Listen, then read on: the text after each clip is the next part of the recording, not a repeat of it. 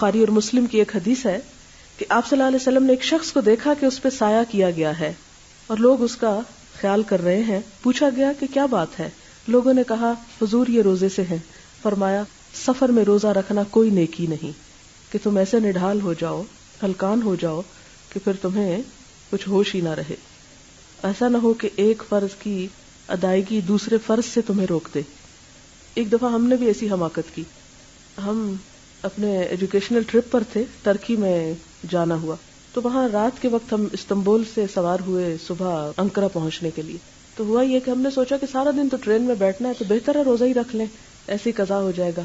تو ہم نے روزہ رکھ لیا. سارے دن کے سفر کے بعد افطار سے کوئی آدھا گھنٹہ پہلے ہم ہوٹل میں پہنچے. جب وہاں پہنچے تو اتنا تھک چکے تھے کہ سو گئے. ایسا سوئے کہ عشاء بھی لیٹ جا کر اٹھی اور ہماری آنکھ کھلی. اس میں مغرب کی نماز بھی گئی، اس میں روزہ بھی بہت دیر سے کھلا.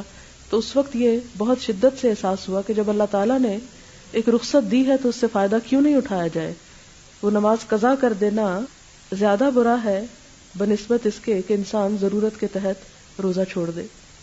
مسند احمد کی ایک روایت ہے ابن عمر اور حضرت جابر سے کہ جو شخص اللہ تعالیٰ کی رخصت کو قبول نہ کرے، جو شخص اللہ کی رخصت کو قبول نہ کرے اسے عرفات کے پہاڑوں برابر گناہ ہوگا.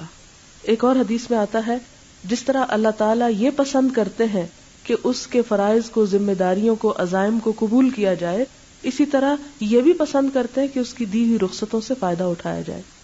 اللہ نے جو چیزیں جائز قرار دی وہ پھر ہمارے لیے پسند کیا کہ ہم اس جواز سے فائدہ بھی اٹھائیں.